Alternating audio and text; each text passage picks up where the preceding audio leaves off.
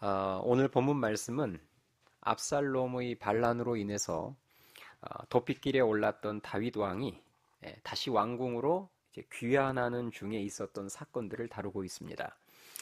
아버지 다윗 왕을 상대로 쿠데타를 일으켰던 압살롬은 전쟁에서 패했습니다. 그리고 압살롬은 상수리 나무에 자신의 긴 머리가 걸려서 매달리게 되죠. 그렇게 매달려 있는 압살롬을 다윗의 장군인 요압이 쫓아가서 죽입니다. 이렇게 압살롬의 반란은 끝이 났으니 이제 다윗 왕은 다시 왕궁으로 돌아갈 일만 남게 된 거예요. 다윗 왕이 왕궁으로 귀환할 때 그를 영접하는 많은 사람들이 있었는데요. 오늘 본문 말씀인 이 사무엘하 19장 내용이 바로 그 내용이에요. 다윗이 이제 압살롬의 반란이 다 실패로 돌아가고 압살롬이 죽고 예루살렘 왕궁으로 귀환할 때 다윗을 영접하러 나왔던 그 사람들, 여러 사람들의 모습이 이 19장에 기록이 되어 있습니다. 오늘 본문에서 집중적으로 다루고 있는 그 다윗을 영접했던 사람들 중에서 본문에서 집중적으로 다루고 있는 세 인물을 살펴보려고 해요. 첫 번째로 살펴볼 인물이 바로 시므이라는 사람입니다. 시므이는 과거 다윗 왕이 압살롬을 피해서 도피했을 때, 여기 좀 꺼주세요. 시므이는 과거에 다윗 왕이 압살롬을 피해서 도피했을 때 그 도피길에 나타나 다윗 왕을 심하게 저주했던 사람입니다. 시므이가 다윗 왕을 그렇게 싫어하고 저주했던 중요한 이유 중에 하나는 이 시므이가 사울 왕의 친족이었기 때문이에요. 사울 왕이 속해 있었던 베냐민 지파 사람이었다는 말입니다. 그래서 이 시므이라는 사람이 다윗 왕을 참 많이 미워했던 사람이었는데요. 마침 압살롬의 반란이 일어나서 다윗 왕이 도피길에 오르게 되자 그때 다윗 왕을 향해서 저주와 독서를 퍼부은 것입니다. 그 시대에 일개 백성이 왕을 향해서 독설과 저주를 퍼부은 거예요. 그때 다윗 왕의 장수들이 그 시므이를 죽이려고 했지만 다윗 왕이 죽이지 못하게 막았죠. 아마도 시므이는 압살롬의 반란이 성공할 줄 알았던 것 같습니다. 그래서 도피하는 다윗 왕을 향해서 입을 함부로 놀렸는데 당황스럽게도 압살롬의 반란은 실패로 돌아갔고 다윗 왕은 다시 예루살렘 왕궁으로 귀환하게 된 거예요. 그러자 시므이는 자신의 입장과 상황이 얼마나 위험하게 되었는지를 직감하고 가장 먼저 다윗 왕을 찾아가서 영접하는데요. 혼자 찾아간 게 아니라 무려 1,000명의 베냐민 지파 사람들과 함께 요단강으로 나와서 다윗 왕을 영접합니다. 자, 그 내용이 오늘 본문 18절부터 20절까지 있는데요. 한번 볼까요? 자, 조금 앞으로 가셔서 18절부터 보겠습니다. 자, 18절 잘 보세요. 왕의 가족을 건너가게 하며 왕이 좋게 여기는 대로 쓰게 하려 하여 나룻배로 건너가니 왕이 요단을 건너가게 할 때에 게라의 아들 시므이가 왕 앞에 엎드려 왕께 아뢰되 내 주여 원하건대 내게 죄를 돌리지 마옵소서. 내 주 왕께서 예루살렘에서 나오시던 날에 종의 패역한 일을 기억하지 마시오며 왕의 마음에 두지 마옵소서. 이렇게 기록이 되어 있습니다. 자, 여러분 무슨 말인지 아시겠죠? 그냥 쉽게 말하자면 제가 죽을 죄를 지었으니 용서해 주십시오. 살려 주십시오. 이런 말입니다. 이렇게 이 시므이는 다윗 왕이 이제 이 왕궁으로 귀환할 때가 되자 갑자기 이렇게 말을 바꾸면서 다시 슬쩍 다윗 왕의 라인으로 서게 됩니다. 성경은 왕궁으로 귀환하는 다윗 왕을 영접했던 수많은 인물들 중에서 가장 먼저 기회주의자인 이 시므이를 조명하고 있어요. 좋지 않은 모델을 먼저 보여주면서 우리 역시도 시므이와 같은 기회주의자가 되어서는 안 된다는 것을 교훈하고 있는 것입니다. 시므이와 같은 기회주의자들의 특징은 입이 가볍고 발이 가볍다는 거예요. 일단 입을 함부로 놀립니다. 자기 기분 내키는 대로 입을 함부로 놀리고, 그리고 입을 함부로 놀린다는 말은 비판을 함부로 한다는 말이에요. 그리고 그때그때 상황에 따라서 좀 더 유리해 보이는 쪽으로 쉽게 발을 움직입니다. 입도 가볍고 발도 가벼워요. 기회주의자들의 특징입니다. 충동적으로 말하고 충동적으로 결정하고 충동적으로 움직입니다. 부서에서도 직장에서도 교회에서도 행동이 그래요. 함부로 말을 하면서 뭔가가 힘들거나 마음에 들지 않으면 쉽게 갈아타 버립니다. 그래서 하나님이 세우신 그 사명의 자리를 듬직하게 지키지 못하고 했다가 또 갑자기 안 했다가 여기 있다가 또 저기 있다가 비판을 했다가 또 되돌아서서 아첨을 했다가 상황에 따라서 계속 말이 바뀌고 행보가 바뀝니다. 우리는 이런 심의와 같은 기회주의자적인 삶을 살아서는 안 돼요. 가벼운 사람이 돼서는 안 됩니다. 입도 발도 가벼워서는 안 됩니다.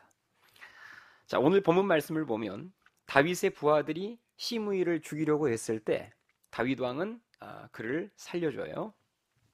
그러나 다윗 왕이 결국은 이 시므이를 용서해줘요. 이렇게 나와서 영접하는 시므이를 용서는 해주는데 그 후로 시므이가 오래 살지를 못합니다. 하나님께서는 다윗의 아들인 솔로몬 왕을 통해서 시므이를 죽이셨습니다. 하나님이 시므이를 심판하셨어요. 이처럼 기회주의자들의 끝은 좋지 않습니다. 시므이의 모습과 그 인생의 결말을 저와 여러분들이 마음에 잘 새겨서 혹시 나에게 그런 모습이 있다면 돌이키는 회개의 역사가 있기를 주님의 이름으로 축원합니다. 다음으로 우리가 살펴볼 인물은 귀환하는 다윗을 영접하러 나온 사람들 중에서 그 다음으로 성경이 집중 조명하고 있는 사람이 바로 무비보셋이라는 사람입니다. 무비보셋은 과거 다윗의 절친이었던 누구의 아들일까요? 요나단의 아들입니다. 그래서 다윗이 왕위에 올랐을 때 요나단에게 진 사랑의 빚을 갚기 위해서 그의 아들인 무비보셋을 왕궁으로 불러서 한 상에서 함께 밥을 먹도록 큰 은혜를 베풀어 주기도 했었습니다. 이렇게 다윗에게 큰 은혜를 입었던 무비보셋이 이제 귀환하는 다윗을 영접하러 나온 거예요. 자, 오늘 본문 24절을 보겠습니다. 자, 24절 한번 같이 읽어볼까요? 24절 시작. 사울의 손자 무비보셋이 내려와 왕을 맞으니 그는 왕이 떠난 날부터 평안히 돌아오는 날까지 그의 발을 맵시내지 아니하며 그의 수염을 깎지 아니하며 옷을 빨지 아니하였더라. 아멘. 자, 방금 보신 것처럼 다윗 왕이 도피했던 기간 동안, 그 압살롬의 반란이 일어나서 도피했던 기간 동안 이 무비보셋이 발을 맵시내지 않고 수염을 깎지 않고 옷을 빨지 않았다. 여러분, 이런 행위들은 다윗의 고통에 동참하고자 했었던 상징적인 행동들이었습니다. 앞서 나온 시므이와는 완전 반대되는 모습이죠. 그런데 이 다윗 왕에게는 무비보셋에 대한 오해가 있었습니다. 자신이 피난길에 오를 때에 무비보셋이 따라 나서지를 않았거든요. 이런 무비보셋의 행동이 다윗 왕의 입장에서 보았을 때는 어떻게 여겨질 수 있을까요? 무비보셋, 측근들은 다 지금 도피하는 자기를 따라 나섰는데 무비보셋이 안 보이는 거예요. 따라 나서지 않은 거예요. 그랬을 때 다윗 왕이 어떻게 오해할 수 있을까요? 무비보셋이 내가 아닌 누구를 따르고 있구나? 압살롬을 따르고 있구나. 얼마든지 이렇게 오해할 수 있잖아요. 그래서 다윗은 지금 영접하는 무비보셋을 보자마자 다윗 왕이 이렇게 질문합니다. 네가 어찌하여 나와 함께 가지 아니하였더냐? 이렇게 무비보셋에게 묻습니다. 그때 무비보셋이 함께 떠나지 못했던 사연을 다윗 왕에게 말하죠. 원래는 자기가 다윗 왕을 따라 나섰는데 자신의 종인 시바가 어떤 계략을 꾸미고 주인인 자신을 속이는 바람에 다윗 왕을 안 따라간 게 아니라 못 따라갔음을 이야기를 합니다. 그 내용이 오늘 본문 26절, 27절에 나오는데요. 자, 한번 보실래요? 26절. 자, 26절. 무비보셋이 대답하는 내용입니다. 26절에 보시면 대답하되 내 주 왕이여 왕의 종인 나는 다리를 절므로 내 나귀의 안장을 지워 그 위에 타고 왕과 함께 가려 하였더니 내 종이 나를 속이고, 이 종이 바로 시바를 말합니다. 내 종이 나를 속이고 종인 나를 내 주 왕께 모함하였나이다. 이렇게 기록이 되어 있습니다. 자, 그러면 지금 과거에 무비보셋이 다윗 왕을 따라 나서려고 했을 때에 지금 이 종인 무비보셋의 종인 이 시바가 지금 어떤 계략을 가지고 주인을 속이고 모함한 거예요. 다윗 왕에게 무비보셋을. 그러면 그때 당시에 구체적으로 어떤 일이 있었을까? 그 내용이 사무엘하 16장에 나오는데요. 그 내용을 정리하자면 대략 이런 내용입니다. 다윗 왕이 도피길에 올랐을 때 다윗 왕에게 평소 큰 은혜를 입었던 이 무비보셋은 다윗 왕을 돕고 자신도 다윗 왕을 따르고자 자신의 종인 시바에게 많은 먹을 것들과 타고 갈 나귀들을 준비시켰는데요. 그때 시바가 무비보셋을 배반한 거예요. 절뚝발인 이 무비보셋은 장애가 있습니다. 잘 걷지를 못해요. 이 절뚝발인 무비보셋을 버려두고 자신이 식량을 가지고 다윗을 찾아가서 무비보셋이 다윗을 배반했다라고 보고하고 그 식량을 마치 자기가 가지고 온 것처럼 다윗 왕에게 바친 거예요. 그렇게 다윗 왕이 자신의 주인인 무비보셋은 오해하게 만들고 자신은 다윗 왕에게 점수를 엄청 많이 따서 결국은 주인인 무비보셋의 땅을 자기가 다 차지하게 됩니다. 시바가 자기 이름 같은 짓을 한 거예요. 진짜 이름 잘 지어야 돼요. 자기 이름 같은 짓을 한 거예요, 시바가. 자, 다윗 왕을 따라가려고 했는데 시바 때문에 따라가지 못했던 그때 당시에 무비보셋의 심정을 여러분 한번 헤아려 보세요. 어땠습니까, 심정이? 자신의 장애가 얼마나 답답했겠으며, 그렇죠? 잘 걷지 못하는 자신의 장애가 얼마나 답답했겠으며, 다윗 왕에게는 얼마나 죄송스러웠겠습니까? 그래서 그는 다윗이 왕궁을 비웠던 기간 동안, 다시 말해서 도피했던 기간 동안 수염도 깎지 않고 옷도 빨지 않은 채 다윗의 고통에 그렇게라도 동참하면서 다윗 왕이 무사히 귀환하기를 기다리고 있었던 거예요. 다윗 왕이 이제 이런 사연을 나중에 들은 거죠. 비하인드 스토리를 들었어요. 지금 과거에 어떤 일이 있어서 무비보셋이 못 따라오게 됐는지 이야기를 듣고 나서 어떤 판결을 내리게 되느냐. 과거의 오해에서 시바에게 다 주었던 무비보셋의 땅을 둘이 반반씩 나눠 가지라고 합니다. 자, 여러분 이 판결에 대해서 어떻게 생각하세요? 자, 비하인드 스토리를 듣고 다윗 왕이 그래? 그러면 과거에 네 땅을 내가 시바에게 다 줘버렸는데 그 땅을 그러면 절반씩 나눠 가죠. 이 판결에 대해서 어떻게 생각하세요? 다윗 왕이 왜 이렇게 판결을 내렸는지 그 이유를 우리가 정확히 알 수는 없지만 우리 입장에, 제3자인 우리 입장에 보았을 때에도 이것은 공정하지 않게 보이는 판결입니다. 맞죠? 다 돌려줘야죠. 중요한 것은 이렇게 부당하게 보이는 왕의 판결 앞에서의 무비보셋의 반응입니다. 자, 다윗 왕이 이런 판결을 내렸을 때 무비보셋이 어떻게 반응을 하는가? 자, 무비보셋의 입장에서 보자면 이 판결 앞에서 어떤 감정이 들 수 있을까요? 억울하죠. 그런 판결을 내린 다윗 왕에게 서운할 법하지요. 내가 일방적으로 배신당하고 속은 건데, 그리고 원래 다 내 것이었던 땅이었는데 그것을 반반씩 나눠 가지라니. 그런데 그때 무비보셋이 어떻게 반응하느냐? 30절 말씀을 볼까요? 30절 같이 읽겠습니다. 오늘 우리가 가장 주목해서 봐야 할 말씀입니다. 30절. 자, 무비보셋이 어떻게 반응을 하고 답을 하는지. 30절 시작. 무비보셋이 왕께 아뢰되 내 주 왕께서 평안히 왕궁에 돌아오시게 되었으니 그로 전부를 차지하게 하옵소서 하니라. 아멘. 여러분, 이것은 완전 우리들의 예상을 깨는 반응이고 답변입니다. 지금 무비보셋의 답변의 핵심 내용을 아시겠죠? 왕이 평안하게 돌아오신 것으로 자기는 충분하다는 것입니다.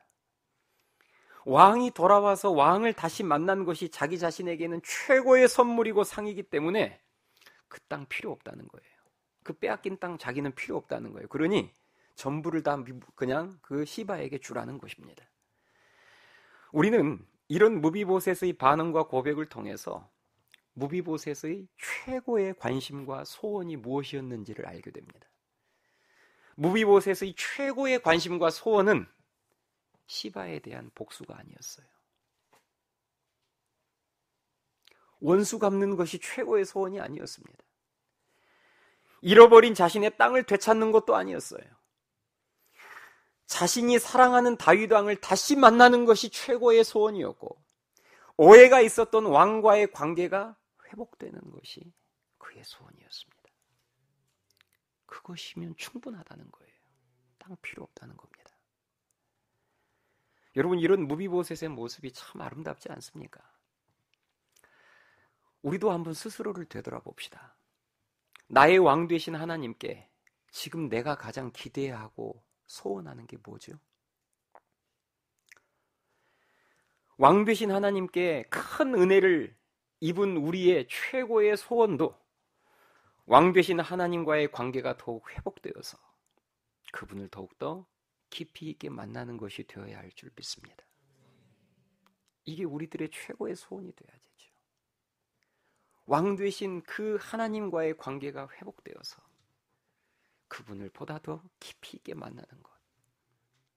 이것이 무비보셋의 소원이었던 것처럼 우리의 소원이 될 수 있기를 주님의 이름으로 축원합니다. 그리고 우리도 무비보셋처럼 왕 되신 주님을 따르다 보면 어려운 일을 만나요. 무비보셋도 다윗을 사랑하고 다윗을 섬기다가 이런저런 어려운 억울한 일, 어려운 상황들을 만났지 않습니까? 그런 것처럼 우리도 왕 되신 주님을 따르다 보면 어려운 일이 생길 수 있고, 때로는 오해받을 수도 있고, 때로는 서운함이 생길 수도 있습니다. 바로 그때 오늘 무비보셋이 보여주었던 것처럼 그런 일들로 시험에 들지 않고 끝까지 왕 되신 주님을 사랑하며 따름으로 말미암아 큰 복을 누리는 우리 모두가 될 수 있기를 주님의 이름으로 축원합니다. 마지막으로 우리가 살펴볼 인물이 바르실레예요. 바르실레라는 인물인데, 이 바르실레라는 인물은 어떤 인물이냐면, 과거에 다윗 왕이 압살롬의 반란을 피해서 요단강을 건너서 도피했을 때, 이제 압살롬이 막 추격해오니까 이 다윗 왕이 요단강을 건너서 요단 동편 땅으로 도피를 했거든요. 그때 다윗 왕의 일행에게 엄청난 식량을 제공하면서 잘 섬겼던 부자가 바로 이 바르실레라는 사람이에요. 그러니 다윗 왕 입장에서는 얼마나 고마운 사람이겠습니까?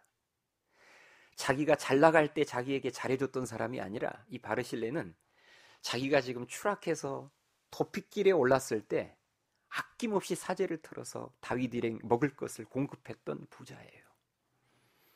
그래서 다윗이 지금 이제 왕궁으로 귀환하면서 바르실레에게 요청을 합니다. 자신과 함께 예루살렘에 가서 은혜 갚을 기회를 달라고 바르실레에게 요청해요. 무슨 의미인지 아시겠죠?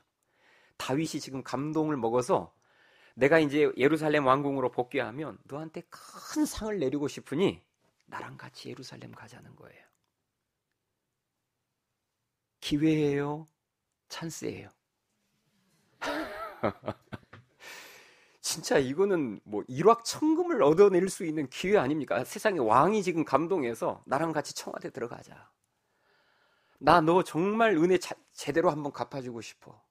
그러면 무조건 따라만 가면 한강 뷰를 끼고 있는 50억짜리 아파트는 기본으로 나오는 것이고, 이거 어마어마한 상이, 이제 포상이 주어지는 거예요. 그 요청의 내용이 32절, 33절에 나오는데 한번 보세요. 32절 보세요. 32절에 보시면 바르실레는 매우 늙어 나이가 80세라. 그는 큰 부자이므로 왕이 마하나임에 머물 때 그가 왕을 공궤하였더라.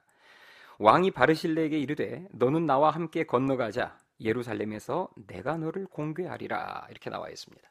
자, 이런 왕의 요청을 바르실레가 거절합니다. 정중하게 거절합니다. 자기는 나이가 너무 많다는 그런 이유를 들면서 정중하게 거절해요. 이때 나이가 아까 본문에 나오잖아요. 80세였다고. 나이가 많은 자신이 다윗 왕을 따라가면 도리어 왕에게 누가 될 것 같다는 것이었습니다. 그렇게 바르실레는 왕의 요청을 정중하게 거절하면서 왕이 꼭 그렇게 은혜를 자기에게 베풀고 싶다면 자기 대신 자기 아들 김함을 데리고 가라고 요청을 해요. 오늘 본문에 나오는 이 김함이라는 인물이 나와요. 예, 오늘 본문만 놓고 보면 김함이라는 인물을 왕에게 이 바르실레가 소개할 때 자신의 종이라고 소개합니다. 오늘 본문만 놓고 보면 김함은 바르실레의 종이에요. 그런데 열왕기상 2장 7절 말씀을 보면 다윗이 솔로몬에게 지시하기를 바르실레의 아들들에게 은총을 베풀어라고 특별 지시를 내립니다. 이런 내용 때문에 김함을 바르실레의 종이 아닌 아들로 보는 학자들이 많습니다. 아무튼 다윗 왕은 바르실레 대신 누구를 예루살렘에 데리고 가요? 김함을 데리고 갑니다. 바르실레의 아들을 데리고 가요. 그에게 은혜를 베풀기로 합니다. 자, 그 내용이 오늘 본문 38절에 나오는데요. 38절 보세요. 38절 같이 읽겠습니다. 38절 시작. 왕이 대답하되 김함이 나와 함께 건너가리니 나는 내가 좋아하는 대로 그에게 베풀겠고 또 내가 내게 구하는 것은 다 너를 위하여 시행하리라 하니라. 아멘. 지금 다윗 왕이 정말 어떻게 해서든지 바르실레에게 뭔가를 베풀어 주기 위해서 아들 김함을 데리고 가는 거예요. 네, 그리고 김함에게 복을 내리겠다는 거죠. 큰 은혜를 상을 주겠다는 말입니다. 우리는 이 바르실레의 모습을 보면서 지금 왕이 나랑 같이 예루살렘에 들어가자고 했을 때 그것을 정중하게 거절하는 바르실레의 모습을 보면서 참된 헌신자, 참된 봉사자의 모습을 보게 됩니다. 그 모습은 바로 어떤 보상도 바라지 않는 모습이에요. 맞죠? 바르실레는 지금 엄청난 보상을 해주겠다고 하는데 그 보상을 정중하게 거절합니다. 저는 그 보상 기대하면서 왕을 섬겼던 게 아닙니다. 왕이 이렇게 지금 건강하게 살아계시고 건강한 모습으로 왕궁에 돌아가시면 되는 거지 저는 무슨 보상을 바라지는 않습니다. 정 보상을 하시려거든 제 아들을 데리고 가십시오. 여러분, 이게 바로 순수한 헌신의 모습 아닙니까? 어떤 대가, 어떤 보상도 바라지 않는. 여러분, 우리들에게도 이런 모습이 있어야 될 줄 믿습니다. 주님을 위해서, 주님의 몸된 교회를 위해서 바르실레처럼 열심히 봉사하고 헌신하되 그 일을 다 마치고 났을 때는 성경 말씀, 주님의 말씀 그대로 무익한 종은 마땅히 해야 될 일을 했을 뿐입니다. 라고 고하고 그 모든 영광을 하나님께 올려드려야 될 줄 믿습니다. 이게 우리들의 행실이어야 돼요. 바르실레가 그 모습을 정확하게 보여주고 있습니다. 주님이 가르쳐 주셨잖아요. 충성 봉사를 다하고 헌신한 뒤에 우리가 해야 될 말은 무익한 종이 마땅히 해야 될 일을 했을 뿐입니다. 모든 영광은 하나님 아버지께서 받으십시오 하고 조용히 사라져야 합니다. 그랬을 때 하나님께서는 어떻게 하세요? 그의 자손에게 복을 주십니다. 아멘 하십니까? 바르실레가 헌신했던 그 공을 결국 누가 그 상을 받아 누리느냐? 아들이, 자녀들이 받아 누려요. 김함이 받아 누립니다. 여러분, 이 놀라운 은혜, 우리가 정말 어떤 대가도 바라지 않고 순수한 헌신, 순수한 충성으로 하나님 앞에 나아갈 때 그때 하나님은 그런 우리들을 절대 그냥 두시지 않습니다. 나는 거절하고 나는 거부했다 할지라도 나는 무익한 종이 마땅히 해야 될 일을 했을 뿐이라고 아무리 하나님 앞에 말해도 하나님은 그 자자 손손에게라도 하나님께서 틀림없이 상을 베풀어 주시고 갚아 주심을 믿으실 수 있기 바랍니다. 오늘 말씀을 맺겠습니다. 다윗 왕이 귀환할 때 영접했던 사람들 중에서 세 사람을 살펴봤어요. 첫 번째는 기회주의자였던 시므이였습니다. 말을 함부로 하면서 발을 함부로 움직였던, 요 라인을 탔다가 저 라인을 탔다가 이리 갔다 저리 갔다 했다 안 했다 했던 그 시므이와 같은 삶을 살아서는 안 된다는 거예요. 그리고 우리들에게 성경은 두 좋은 모델을 보여줍니다. 그 모델이 바로 방금 저와 여러분이 살펴봤던 순수한 헌신, 순수한 충성으로 왕을 섬겼던 바르실레예요. 저와 여러분들에게 그 순수한 충성, 순수한 헌신이 있게 되기를 바랍니다. 그리고 다음으로 바로 무비보셋입니다. 무비보셋은 왕을 기다리면서 단 한 가지 소원이 있었어요. 그 단 한 가지 소원은 시바에게 원수를 갚는 게 아니었습니다. 시바에게 빼앗겨버린 땅을 다시 되찾는 게 소원이 아니었어요. 그의 단 하나의 소원은 바로 왕을 다시 만나는 것이었습니다. 그 왕과의 오해가 풀려서 왕과의 관계가 회복되는 것이었어요. 그것이 바로 무비보셋의 소원이었습니다.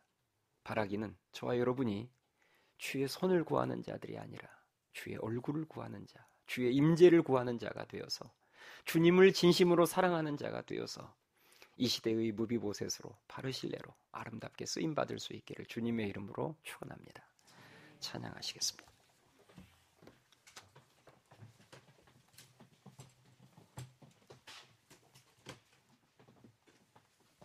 우리 오늘 주신 말씀을 생각하면서 소원이라는 찬양 함께 부르겠습니다. 우리 무비보셋 말씀을 제가 묵상하면서 무비보셋이 그때 당시에 찬양을 불렀다면 어떤 찬양을 불렀을까 묵상하다가 이 찬양이 생각이 났습니다. 함께 부르겠습니다.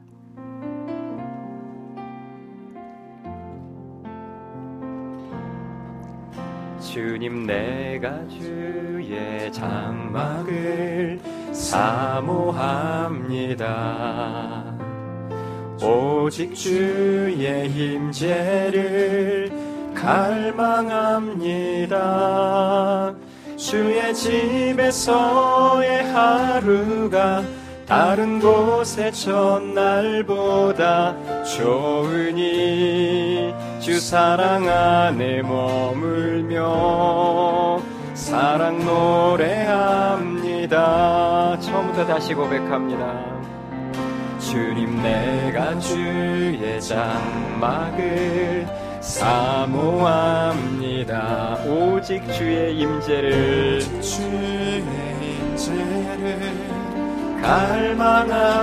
갈망합니다. 주의 집에서의 하루가 다른 곳의 첫날보다 좋으니 주 사랑 안에 머물며 사랑 노래합니다. 나의 평생에 단 한 가지 소원, 주의 아름다우심 보며 사랑 노래하는 것, 나의 왕 되신 주님의 얼굴 구하며 주 사랑 안에 머물며 사랑 노래합니다. 우리 처음부터 다시 한번 고백합니다. 주님, 내가 주의 장막을 사모합니다. 오직 주의 임재를 갈망합니다. 주의 임재를 갈망합니다. 주의 집에서의 하루가 다른 곳의 첫날보다 좋으니 주 사랑 안에 머물며 사랑 노래합니다. 나의 평생에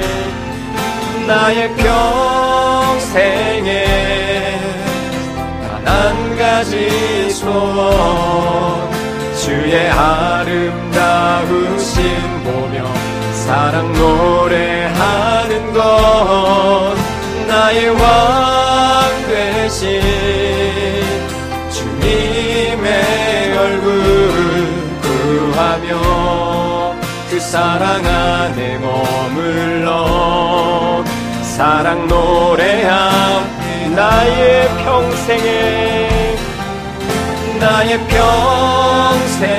단 한 가지 소원, 주의 아름다우심 보며 사랑 노래하는 것, 나의 왕 되신 주님의 얼굴을 구합니다. 주님의 얼굴 구하며 주 사랑 안에 머물러 사랑 우리 마음을 다해 다시 고백합니다. 나의 평생에 단 한 가지 소원, 나의 평생에 가지 소원 주의 아름다우신 보며 사랑 노래하는 것 나의 왕 되신 주님의 얼굴 구하며 주 사랑 안에 머물러 우리 다시 한번 고백합니다. 나의 평생에 단 한 가지 소원 평생에 단 한 가지 소원 주의 아름다우신 보며 사랑 노래하는 것 나의 왕 되신 주님의 얼굴을 구합니다. 주님의 얼굴 구하며 주 사랑 안에 머물러 사랑 노래합니다.